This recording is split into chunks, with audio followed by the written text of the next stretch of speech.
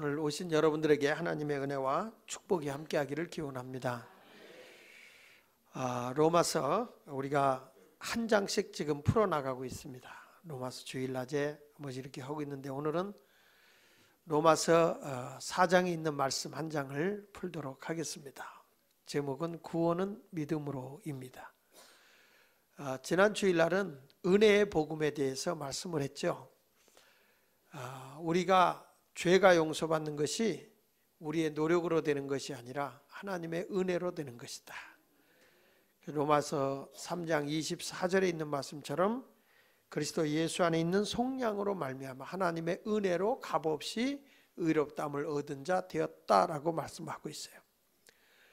근데 오늘 본문의 내용은 아브라함의 믿음의 조상으로 불려지는 아브라함을 비유로 또 성군으로 불려주고 있는 다윗을 비유로 해서 저들이 구원을 받은 것이 행위로냐 믿음으로냐 이런 내용을 설명을 하고 있습니다. 그래서 저는 결론적인 얘기부터 얘기하면 구원은 믿음으로 이렇게 말씀을 드리겠습니다. 흔히 우리가 얘기할 때 이신칭의라는 말을 신학적 용어로 얘기할 때 이신칭의라고 하는 말을 쓰는데 믿음으로 의롭다 칭함을 받는다 그런 뜻이죠. 내가 믿음으로써 의롭다 인정을 받는 겁니다. 그런데 사람들은 이 단순한 복음을 잘 믿으려고 하지를 않습니다. 왜냐하면 그래도 뭔가 내가 노력하고 무엇인가 내가 해야 되는데 아무것도 하지 않고 한다면 절망할 수밖에 없지 않느냐 그 말이에요. 예를 들어서 병원에 누워 있는데 의사가 그냥 아무것도 할 일 없습니다. 그냥 누워만 계시면 됩니다.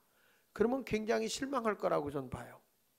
그런데 지금 투약하는 약이 개발된 신약입니다. 이걸 투약을 하면 굉장히 건강에 좋을 것입니다.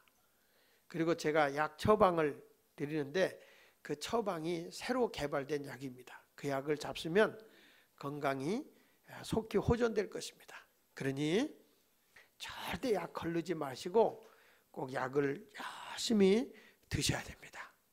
그러면은 그 사람이 적극적으로 자기가 살 수 있다고 하니까 열심히 노력하면서 약을 먹을 거라고 생각합니다. 사람은 누구든지 자기가 조금이라도 무엇인가 노력하는 그런 성의를 보이고 싶어 하는 게 본래 인간의 마음이에요.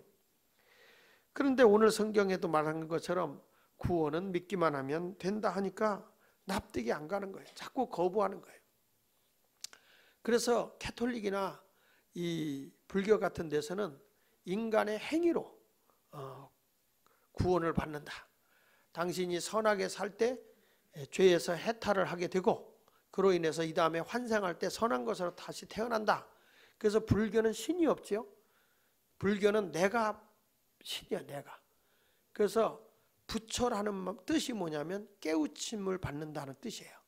내가 깨우쳤을 때 내가 부처라는 거예요. 그래서 불교는 솔직한 얘기로 이 인간의 고행을 통해서 내가 죄값을 다 치르고 그래서 내가 해탈을 함으로써 내가 신이 된다고 하는 것이 불교입니다. 또 천주교도 믿음을 갖기는 하면서도 저들의 내세관에 약간 다른 게 뭐냐면 믿지 않는 사람도 죽어서 지옥을 가려고 대기하고 있는 데가 연옥이다.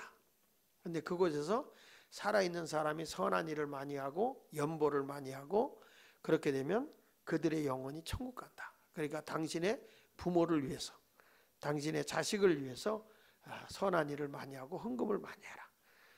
그래서 불교가 선행을 많이 하죠. 또 마찬가지로 캐톨릭도 선한 일을 많이 해요. 근데 우리 개신교라는 기독교는 믿음으로 구원받는다고만 강조하다 보니까 이게 선한 일을 안 하거든요. 그러니까 구원은 행위로냐 믿음으로냐 이런 얘기를 가지고 얘기하는데 답은 뭡니까? 구원은 믿음으로입니다. 구원은 믿음으로. 그래서 오늘 아브라함의 믿음을 근거로 하면서 오늘 설명을 하고 있죠. 자, 1절부터 제가 설명을 하면 아브라함의 구원이 행위로냐 믿음으로냐 이렇게 설명을 하고 있어요. 그런즉 육신으로 우리 조상인 아브라함이 무엇을 얻었다 하리요? 만일 아브라함이 행위로서 의롭다 하심을 받았으면 자랑할 것이 있으려니와 하나님 앞에서는 없느니라. 같이 읽어볼까요? 3절 시작. 성경이 무엇을 말하느냐? 아브라함이 하나님을 믿음에 그것이 그에게 의로 여겨진 바가 되었느니라. 그러니까 유대인의 조상 아브라함은 육신적으로 보면 유대인의 조상이지만 믿음으로는 온 세상 사람들을 대표하는 신앙의 조상이에요. 그런데 그 아브라함이 과연 행위로 구원을 받은 거냐, 믿음으로 구원을 받은 거냐? 우리가 생각할 때 아브라함이라는 사람이 독자 이삭을 하나님 앞에 제물로 드리면서 순종함으로써 그가 행위를 통해서 구원받은 게 아니냐, 이렇게 사람이 얘기할 수도 있을 거예요. 그런데 성경은 절대로 뭐라고 했냐면 행위로 구원받은 것이 아니라 그가 믿음으로 구원을 받았다라고 선언하고 있어요. 자, 행위로 구원받으면 아브라함은 자기는 자랑할 것이 있을지 모르지만 하나님 앞에는 자랑할 것이 아무것도 없다는 거예요. 왜 그럴까요? 저는 아브라함의 행위를 한번 살펴봤어요. 성경을 통해서 아브라함을 보면요, 아브라함은요, 그가 하나님의 말씀을 믿고 나왔지만은 순간적으로 흉년이 들어서 어쩔 수 없이 애굽에 내려갈 일이 생기죠. 그 애굽에 내려갈 일이 생겼을 때에 아브라함이 거짓말을 합니다. 뭐라 거짓말하는 거니? 자기 아내 보고 여보, 우리 이제 여보라고 부르는 거는 여기까지야. 당신이 너무 예쁘기 때문에 애굽으로 내려가면 애굽 사람들이 나를 죽이고 당신을 뺏어갈는지 몰라. 그러니까 이제부터 당신을 날더러 여보라고 그러지 말고 자기야 그러지 말고 오빠라고 불러. 나는 당신을 그냥 내 동생으로 부를게. 그래서 요즘에 그 여자들이 남편을 되게 오빠라고 많이 불러요. 그 이유는 아브라함이 그렇게 시켜서 그래. 시켜서 아브라함이 나를 오빠라고 해라. 그래서 이제 아브라함이 자꾸 하는데 정말 이 사라가 예뻤던 모양이에요. 그 사람들이 와서 누구야? 라고 물으니까 내 누이 동생입니다. 둘이 노는 거 보니까 오빠 그런단 말이죠. 그래서 바로 왕한테 얘기를 했어요. 저 아브라함의 사람이 동생을 데리고 왔는데 여자가 너무 예쁩니다. 그러니까 그때에 아브라함 바로가 뭐라고 한 거니? 그러면 내가 그를 첩으로 맞이하고 싶다. 그래가지고 이제 바로 왕이 아브라함의 아내를 누이 동생인 줄 알고 데려갔잖아요. 그리고 아브라함이 많은 그 양이나 염소, 송아지를 많이 선물로 받아요. 한마디로 얘기하면 색시를 팔아먹은 거죠. 자기 아내를 팔아먹은 사람이 아브라함입니다. 그러니까 여러분들 남편이 아내를 안 팔아먹은 것만 해도 굉장히 선한 사람이에요. 이 남편들한테 감사해야 됩니다. 나를 팔아먹지 않고 있다는 게 얼마나 감사한 일이냐고요. 이제 나중에 그로 인해서 바로 왕이 자꾸 문제가 생기고 가정이 막 환란이 오기 시작하고 어려움이 오잖아요. 뒤늦게 그걸 알아요, 아브라함이. 바로 왕이. 그래서 아브라함을 불러다 놓고 너는 왜 내게 거짓말을 해서 우리 가정에 불행을 가져오게 하느냐. 네가 내 누이 동생이라고 해서 내가 데려왔는데 이럴 수가 있느냐. 가지고 다시 이제 돌려보내 주잖아요. 돌려보내주고 또 많은 돈을 얻어요. 자, 아브라함이 실수로 한 번 이랬다. 그건 이해할 수 있어요. 아브라함이 재미가 들렸어요. 두 번째도 그가 이제 그 아비멜렉 왕 앞에 가게 되는데 그가 창세기 20장에 보면 거기서 똑같이 자기 아내를 누이 동생이라고 얘기를 하잖아요. 그 둘이 또 노는 거야. 오빠, 사라야, 뭐 이러면서 노는 거예요. 아비멜렉 왕이 그날 밤에 사라를 손을 대려고 할 때에 하나님이 막지요. 그는 아브라함의 아내니까 손대지 말라. 그가 나는 죄진 거 없습니다. 그가 동생이라고 해서 난 데려왔는데 그 돌려보내면서 아브라함을 막 책망을 하죠. 네 아내면 아내라고 그러지 왜 누이 동생 내가 하나님 앞에 죄를 범하게 하느냐. 이렇게 아브라함이 정말 거짓말도 잘하지만 비열한 남자예요. 딱 자기 아내한테 여보 당신 아무리 예뻐서 데려간다 그래도 나는 죽어도 당신은 내 아내야 라고 고백할게. 이런 박력이거나 담력이 있어야지. 딱 가가지고 아브라함이 오빠라고 그래 이러고 말도 안 되는 짓을 했어요.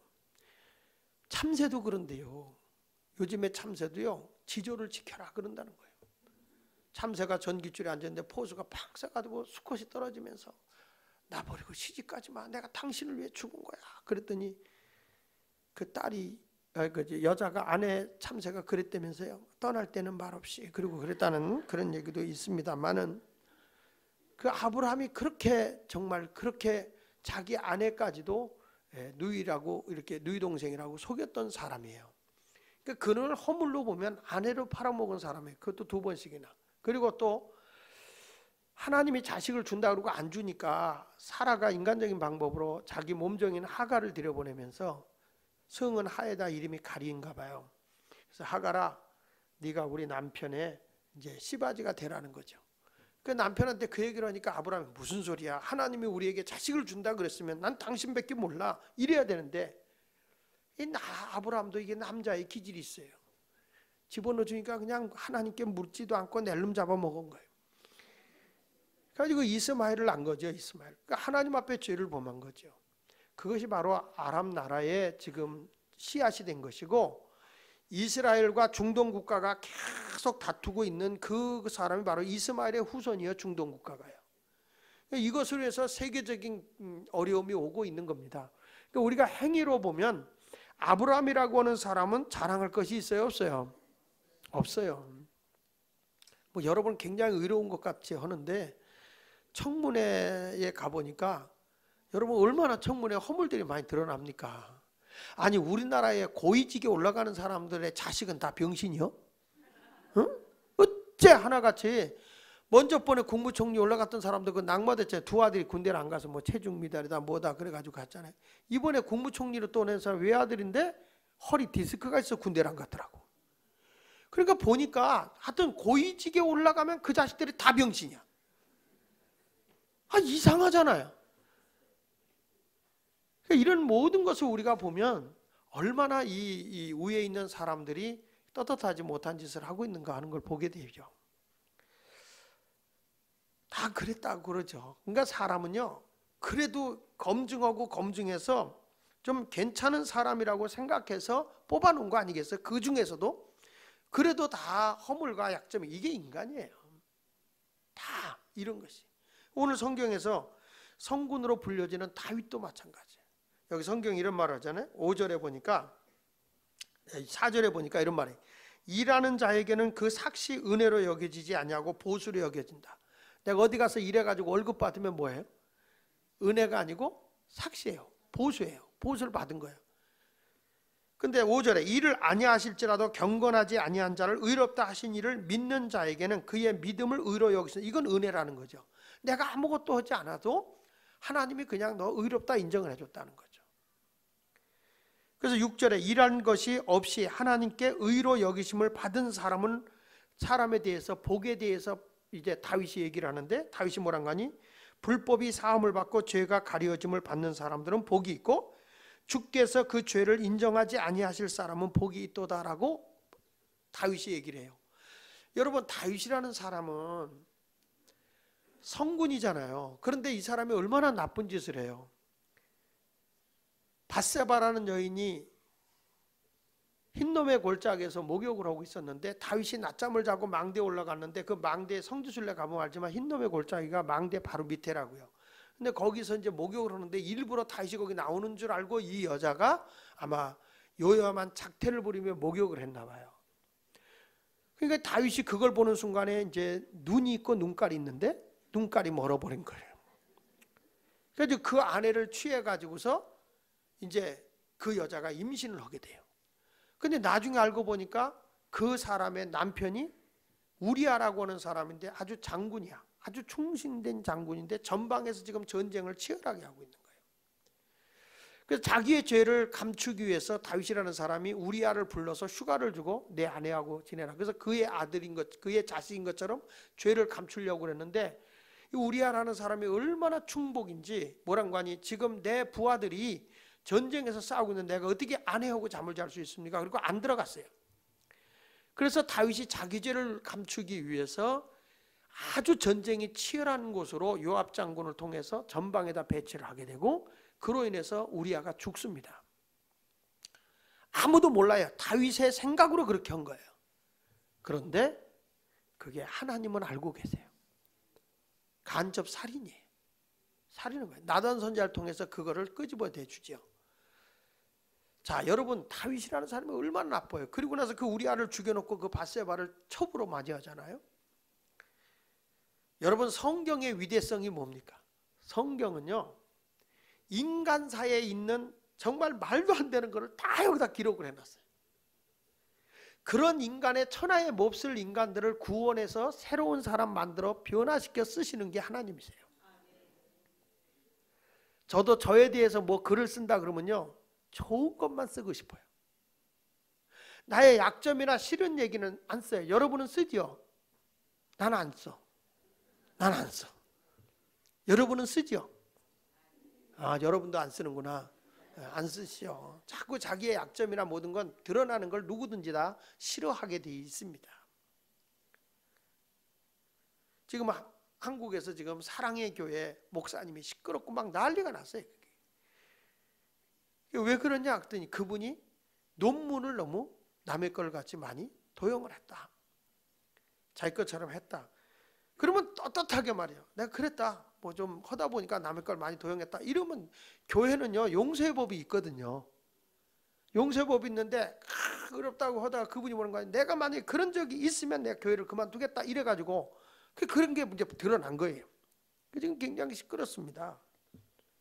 또 그런 것만 파헤치는 인간도 잘 이해가 안 되고 청문회도 아닌데 말이야. 모실 때 파헤칠 거지. 한참 목회하고 있는데 그런 걸 파헤쳐가지고. 저는 그래요. 사람은 다 허물이 있어요. 다 있어요. 없는 사람 없어요. 여러분들 어렸을 때 정가책 살 때 삥땅 뜯은 거 있죠? 다 있어요. 부모님 속인 거 다 있고 허물 없는 사람이 세상에 어디 있습니까? 자, 이러한 그 허물이 있는 내가 다 있지만 다윗도 이런 허물이 있는데 하나님은 그런 사람들 이런 거 다 이렇게 드러내잖아요. 성경에서는 다 이런 다윗이 성군이나 사람이 어떻게 이럴 수 있을까? 믿음의 조상이라는 아브라함이 어떻게 아내를 팔아먹을 수가 있으며 첩을 둘 수가 있느냐 말이야.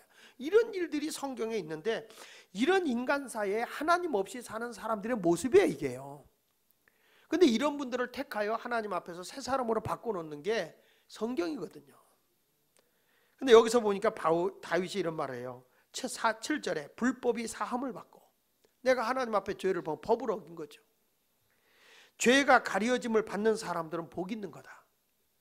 그러니까 다윗이 그냥 눈물로 세월을 보내요. 나단 선지자가 죄를 끄집어내 줬을 때 하나님 앞에 눈물로 시편 34편에 보면 그가 얼마나 울었던지 너무너무 하나님 앞에 죄책감에 사로잡혀서 그의 뼈가 다 아주 그냥 뭐랄까 쑤셨다고 그랬고요.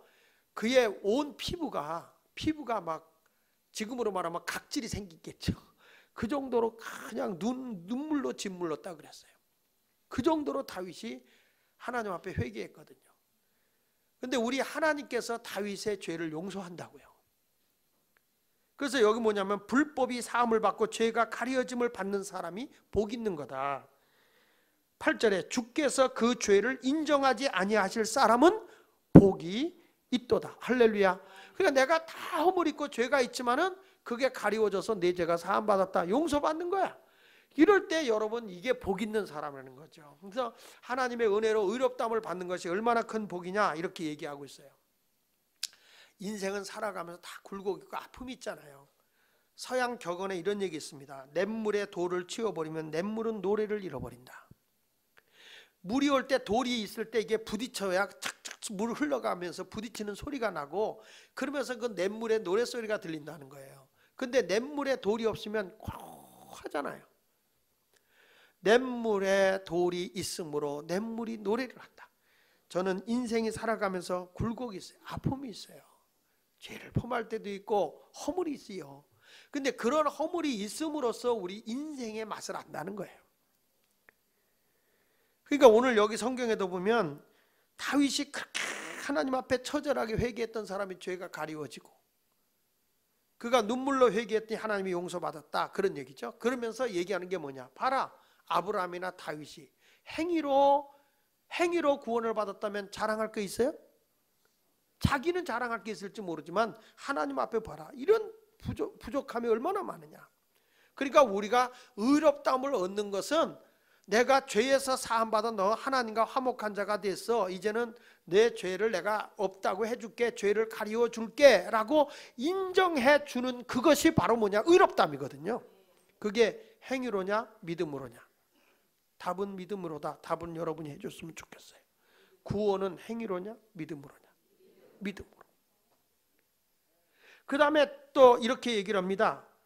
무슨 얘기를 하냐면 당신이 구원받는 것이 할례로냐 믿음으로냐. 유대인들은요 할례를 받아야만 구원을 받는다고 생각을 해요. 근데 여기 보십시오.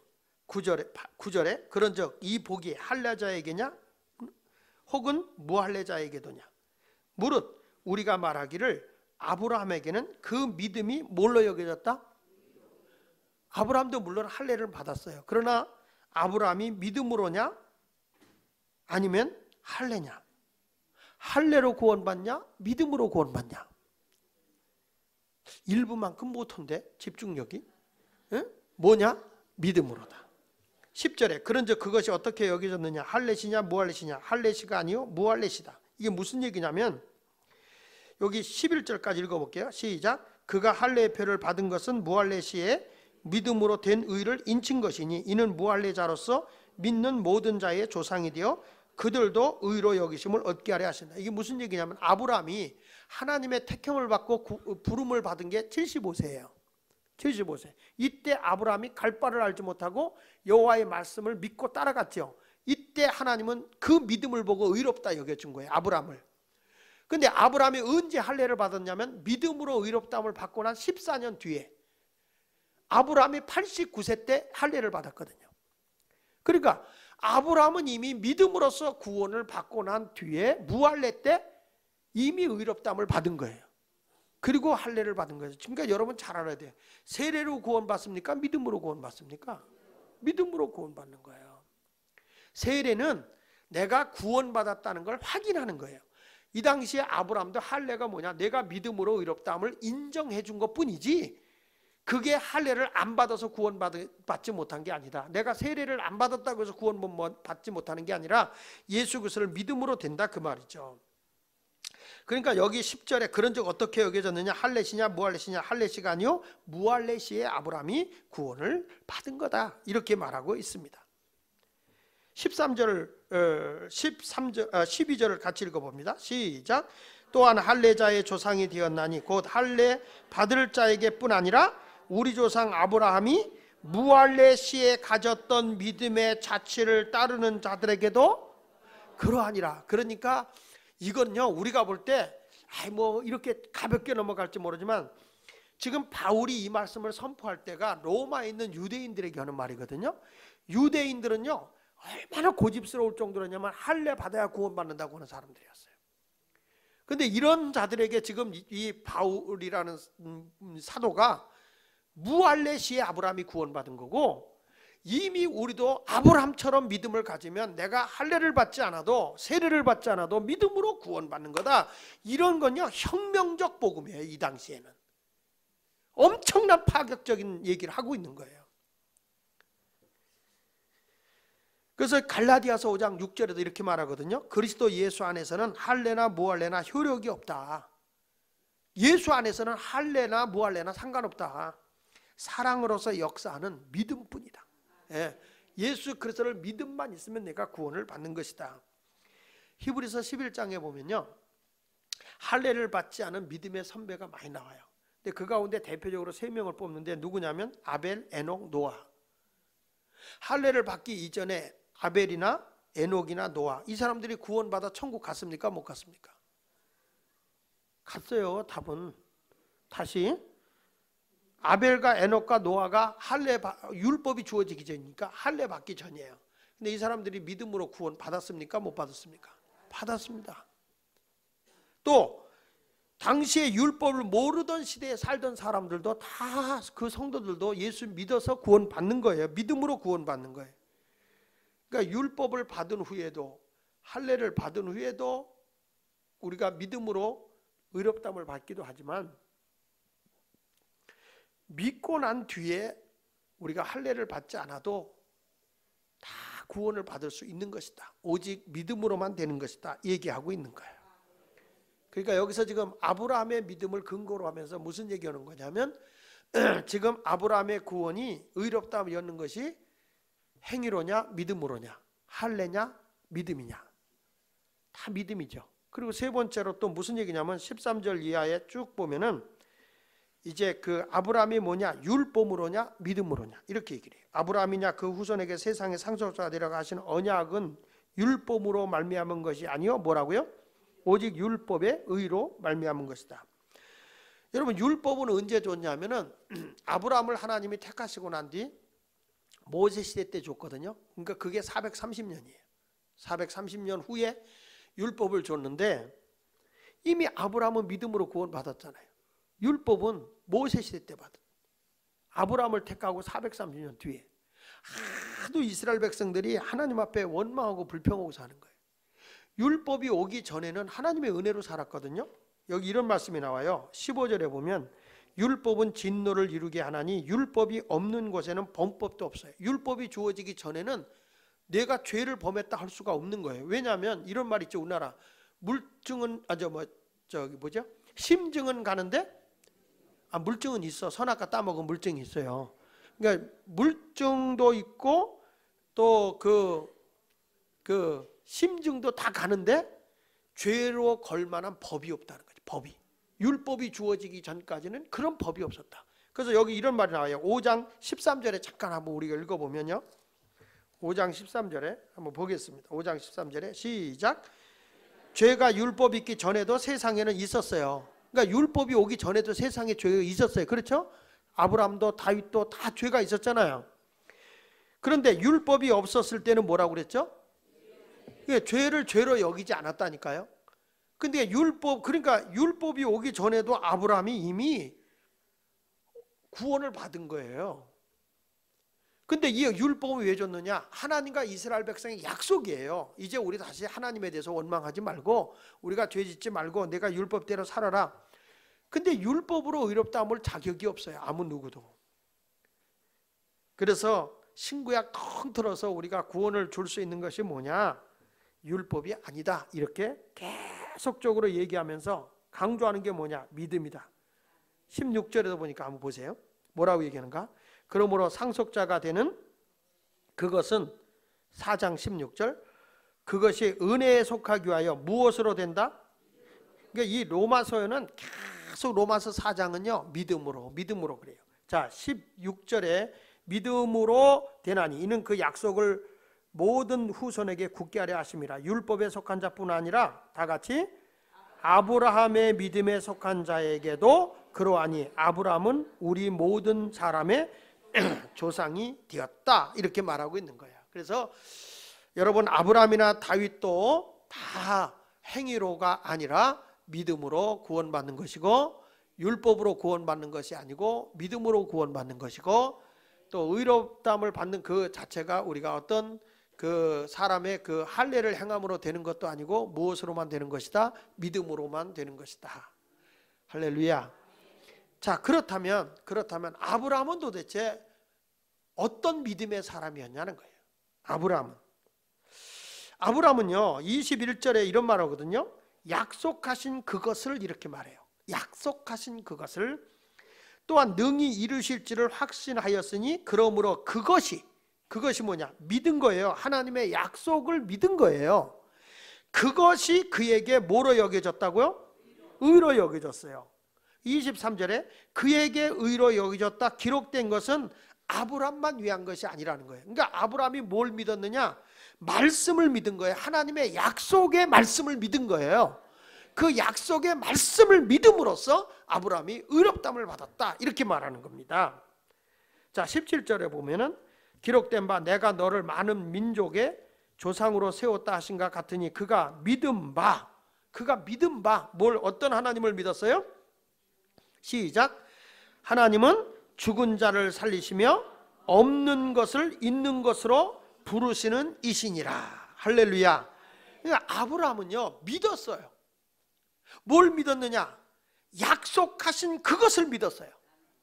근데 그 약속을 어떤 하나님으로 그 약속을 이루냐 하면, 여기 보면 죽은 자도 살리시며 없는 것도 있게 하시는 하나님을 믿었다는 거예요. 자, 여기 19절에 이런 말이 나와요. 그가 백세나 되어 자기 몸이 죽은 것 같고 사라의 태가 죽은 것 같음을 알고도 믿음이 약하여지지 않았다. 이게 무슨 얘기예요? 저 좀 보세요. 아브라함에게 하나님께서, 야 아브라함아, 너는 내가 믿음의 조상으로 태웠어. 그래서 앞으로 너의 후손을 많게 할 거야.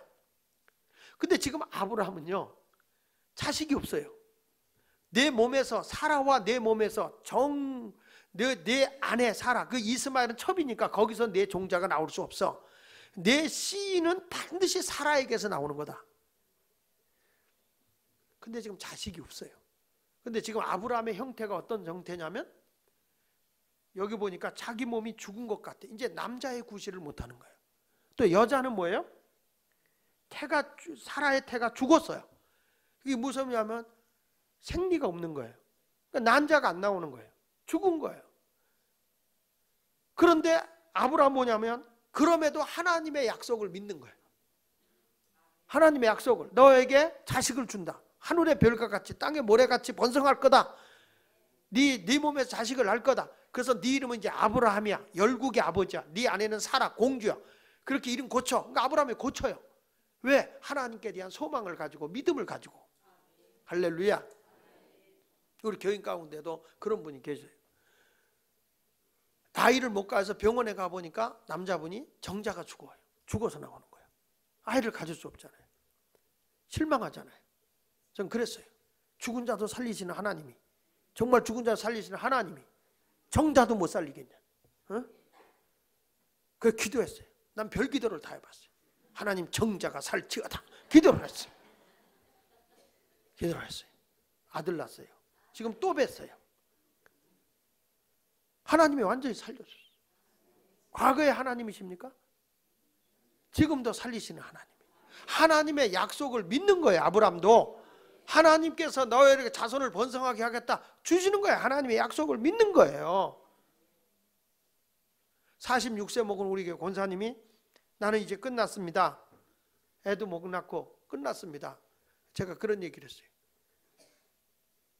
권사님, 사라 할머니보다 나이 많어? 응? 사라 할머니는 89세예요. 근데 하나님께서 90세에 아들 낳게 했어. 근데 그때는 그때고 지금은 지금이래나? 근데 그를 위해 기도했어요. 딸 낳잖아. 하나님은 과거의 하나님이 아니라니까, 지금도 살아계신 하나님이죠. 그러니까 여기서 아브라함은 하나님의 약속의 말씀을 믿는 거예요. 바랄 수 없는 중에 바라는 거예요. 없는 것도 있게 하신 하나님. 이 믿음을 가지고 있게 돼. 없는 것도 있게 하신 하나님. 그래서 저는 늘 그런 얘기해요. 믿음이 뭐냐? 그냥 지금의 현실을 바라보지 말라는 거죠. 전능하신 하나님의 약속의 말씀을 믿으라는 거죠. 그 하나님은 그대로 이루시는 거예요. 약속하신 그것을 아브라함은 믿었다. 소망을 잃지 않았다. 사라 공주 계속 부른 이유가 뭐예요? 당신은 애 낳을 자라는 거예요. 젊었다는 거예요. 공주라는 것은 왕의 젊은 딸을 공주라고 불러요. 할머니는 공주라고 잘 안 불러요. 그래서 나는 깨닫는 게 인생이 89세부터구나. 인생은 늙는 게 아니구나. 감사하고 살아야지. 그래서 아브라함이 여기서 죽은 자를 살리시는 하나님, 이 말은 뭐죠? 전능하신 하나님, 아무것도 없는 데서 있게 하시는 무엇인가를 주관하고 계시는 하나님을 믿은 거예요. 그러니까 이삭을 제물로 드릴 수 있는 것도 죽여도 살리시는 하나님을 믿으니까, 그 자손을 통해서 하나님이 이스라엘 백성을 번성시킨다는 확신을 믿으니까 그는 믿음을 가지고 하나님의 약속을 의심하지 않았다. 하나님 그걸 의로 여기셨다. 18절에 보니까 이런 말을 하네요. 시작. 아브라함이 바랄 수 없는 중에 바라고 믿었으니 이는 내 후손이 이가 되리라 하신 말씀대로 많은 민족의 조상이 되게 하려 하심이라. 자, 아브라함은요, 바랄 수 없는 걸 바랐어요. 아브라함이요, 하나님, 내 나이가 이젠 들었고 안 되니까 저 몸종의 엘리에셀을 내가 가나안에서 데려왔는데 내 양자로 삼을까요? 근데 하나님, 아니다. 내 몸에서 난 자가 내 조상이 될 거다. 그러면서 아브라함을 하나님이 데리고 나가요. 창세기 15장 4절 이하에 보니까 그를 이끌고 밖으로 나가. 하나님이 그를 이끌고 밖으로 나가 이르시되 하늘을 우러러 무뼈를 셀 수 있나 보라. 또 그에게 이르시되 내 자손이 이와 같으리라. 하나님이 하도 아브라함이 환경을 바라보고 하나님, 나 이제 뭐 하나님이 자손을 준다는 거야, 뭐 저 사람을 통해서도 일할 수 있지 않겠습니까? 그렇게 얘기를 했는데 하나님 뭐라는 거 아니? 아니다. 그리고 데리고 나가. 하나님이 시청각 교육을 시키는 거예요. 하늘의 별 좀 볼래? 아브라함 별을 보니까 별 많지? 엄청 많네요. 그래, 네 자손이 저렇게 하늘의 별과 같이 셀 수 없이 많을 거다. 하나님이 그렇게 아브라함에게 얘기해 준 말을 아브라함은 믿음으로 약속을 믿었다 이 말이에요. 그걸 하나님이 의로 여겼다는 거예요. 의로. 사랑하는 여러분, 하나님은 오늘도 여러분들의 믿음을 보기를 원하세요. 믿음은 바랄 수 없는 걸 바라는 거예요. 내일에 될 일을, 미래에 될 일을 오늘 됐다고 선언하고 나가는 거예요. 그게 믿음인 거예요. 믿음이 없는 사람은 내일이 없어요. 미래가 없어요. 비전이 없어요. 제가 세상 사람들하고 이렇게 살면서, 이렇게 지내면서 앞으로 신당, 저 왕십리가 뉴타운이 되면 신당 오동을 여기 조금만 문화거리를 만들어 놓으면 여기가 로데오 거리가 되고 사람이 많이 오는 거리가 돼서 신당동 떡볶이 골목까지 이게 산다, 상권이 산다 얘기를 해봤어요. 동장하고도 얘기하고 그저께 뭐 구청장도 오고 와서 이런 거리를 만들어야 된다. 그랬더니 그분들이 하는 얘기가 참 웃게 뭐냐면 목사님의 생각이 너무 앞서가고 커서 우리는 못하겠대. 이게 앞서가는 게 아니고요. 보이거든요, 이렇게. 보여. 다 이렇게 되고. 우리가 예배당을 이제 우리 장로님이 기도하셨지만 예배당식으로 짓는 게 아니라 완전 문화관 같이 재 문화관.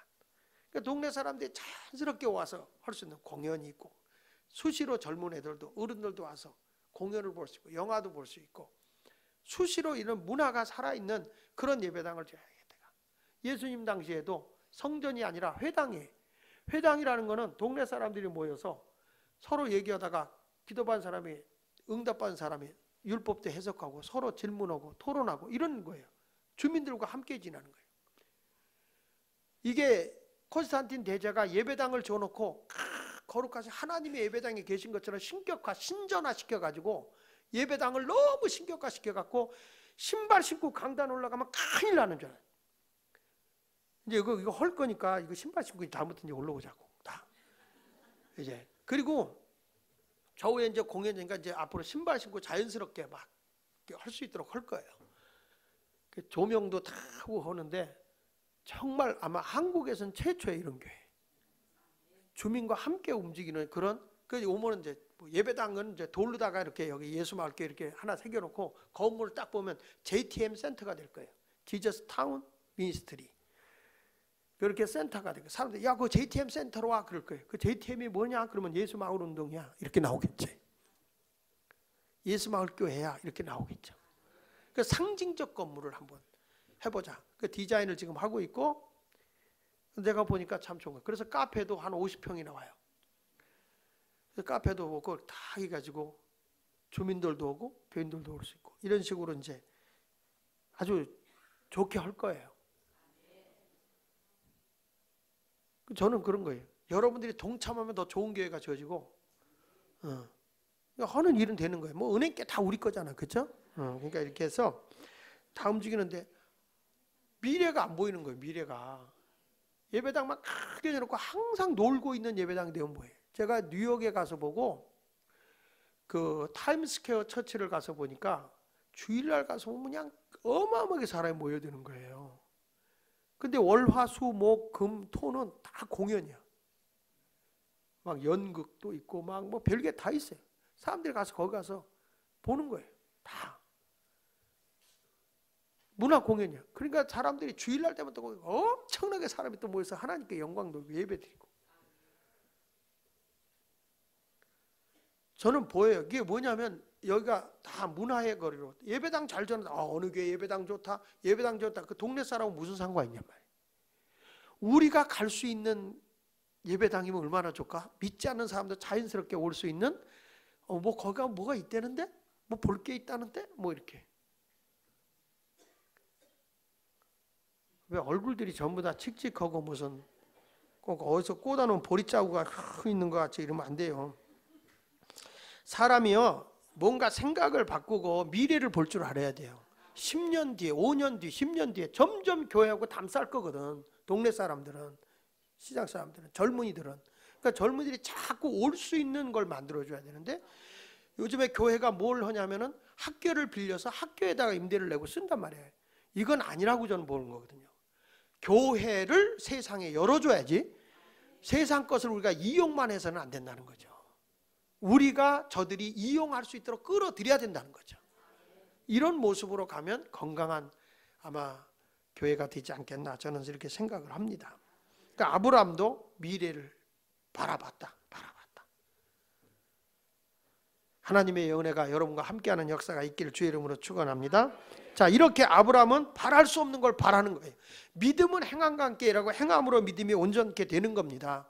우리 모두 이런 일에 하나님 앞에 영광이 되는 삶을 살아가도록 해야 할 줄로 믿습니다. 결론입니다. 자, 이렇게 믿음으로 모든 게 다 이루어져요. 하나님의 약속의 말씀을 믿으면 그거 하나의 의로 여기고 응답도 주고 다 하나님이 다 이루어 주십니다. 지금도 제가 기억나는 게 1982년 5월 달에 미국에 뉴욕에 집회를 갔거든요. 제가 그게 베델교회라고 브롱스에 있는 교회를 집회를 갔는데 거기에서 집회를 갔는데 그 장로님 한 분이 설교를 듣다가 이분이 바로 그거예요. 하나님은 죽은 자도 살리시며 없는 것도 있게 하시는 하나님이요 바랄 수 없는 것도 바라게 하시는 하나님이라는 설교 중에 제가 이 말을 했는데 그분이 어떤 분이었냐면은 갑상선 암 수술하면서 성대를 제거한 분이에요. 목소리가 안 나오는 분이에요. 근데 이분이 없는 게 또 있게 하시는 하나님, 없는 것도 있게 하시는 그 말씀이 자기가 믿음이 오더라는 거예요. 하나님의 말씀이 믿어지더라는 거예요. 그래서 막 하나님은 성대가 지금 제거됐지만 하나님 다시 복원시켜달라고 성대가 회복되게 해달라고 기도를 했는데 마지막 날에 이분이 정상적인 이 기계를 띄고 기계로 말했거든요.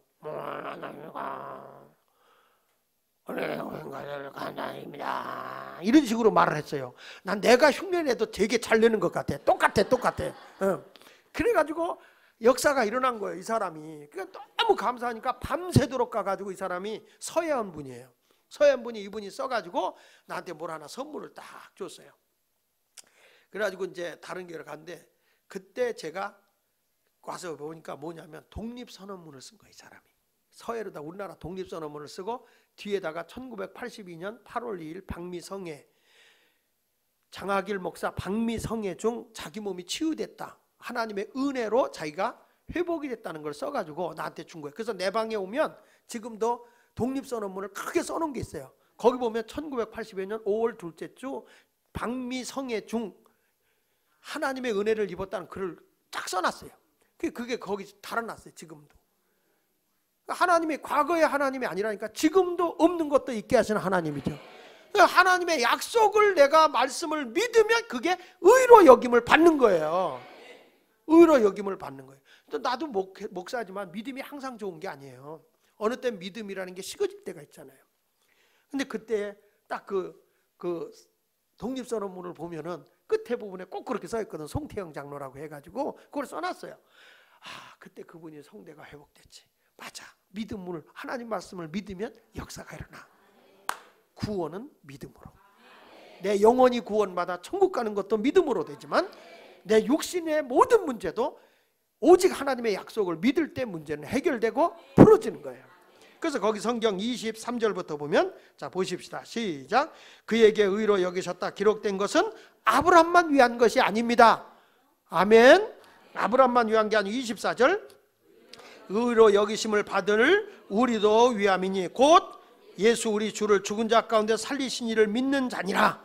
여러분 예수가 내 죄를 위해서 죽으셨고 나를 위해서 부활하신 사실을 믿으셔야 됩니다. 25절 보세요. 시작. 예수는 우리가 범죄한 것 때문에 내줌이 되고 또한 우리를 의롭다 하시기 위하여 살아나셨느니라. 할렐루야. 그러니까 여러분, 구원은 얼마나 단순해요. 예수 그리스도를 믿으면 되는 거잖아요. 나 위해서 죽고 나를 의롭게 하기 위해서 살아나셨다. 그것만 믿으면 그냥 의롭다 인정해 주잖아요. 근데 문제는 이 단순함이라는 게 참 오해하는 게 있어요. 한번 우리 그럼 이걸 한번 생각해 보자고요. 마태복음 7장 21절에 보면 성경에 이런 말이에요. 주여 주여 하는 자마다 다 천국에 들어가는 것이 아니요 내 아버지의 뜻대로 행하는 자라야 들어간다 이랬어요. 근데 성경에 보면 그렇게 예수님을 사랑하고 그래서 바울을 정말 적극적으로 사랑하고 선교 사역을 했던 데마라고 하는 사람이 디모데후서 4장 10절에 보면 이 세상을 사랑하여 나를 버리고 데살로니가를 갔다. 이 사람은 구원 못 받았거든요. 아니 지금 단순하게 예수를 믿음으로 구원받는다고 그랬는데 오랫동안 죽자 살기로 선교하다가 버림받았어요. 근데 예수님이 십자가에 못 박혀 돌아가시는 순간에 우편에 있는 강도는 예수님이 가시는 그곳에 나를 기억해 주세요 그랬더니 오늘 내가 나와 함께 낙원에 있으리라 그냥 구원받았어. 아니 누구는 쉽게 가고 누구는 핫빠지게 고생하다가 죽어라 이러다가 버림받고 이게 뭐냐 이거죠. 이게 심각한 문제거든요. 그래서 바울이 다음 주에 얘기를 해요. 다음 주에 이거에 대해서 이 로마서 5장이 굉장히 중요해요. 내가 의로워졌다고 하는 건 내가 그러면 어떻게 사는 거냐 이게 5장에 나오는 거예요. 그래서 저는 여러분 단순한 믿음이라는 건 이겁니다. 내가 그냥 입으로만 주여 믿어요 이게 아니라 마음에서부터 믿어져서 입으로 구원이 되어야 되기 때문에 바울이 말한 것처럼 내가 사는 게 아니라 내 안에 그리스도가 살아야 되고요. 살아도 주를 위해 살아야 되고 죽어도 주를 위해 죽나니 사나 죽으나 내 몸에서 그리스도만 존귀하게 되길 원하는 이 삶이 믿는 거지 입으로만 믿고 마음으로 안 믿고 삶으로 안 믿으면 그게 믿는 게 아니라는 거죠. 그래서 우리는 구원은 오직 예수 그리스도를 믿고 아브라함이 막 산전수전 다 아내도 뺏기고 별 수모를 다 겪지만은 그러나 그는 한 가지 하나님의 약속의 말씀을 믿었다는 거예요. 그걸 하나님이 의로 여기셨다. 여러분 모두 믿음의 사람이 되어서 인정받고 죄에서 사함받고 구원받는 그런 승리의 삶을 살아가는 성도가 되시기를 예수 이름으로 축원합니다. 우리 304장 1절 부르고 기도하겠습니다.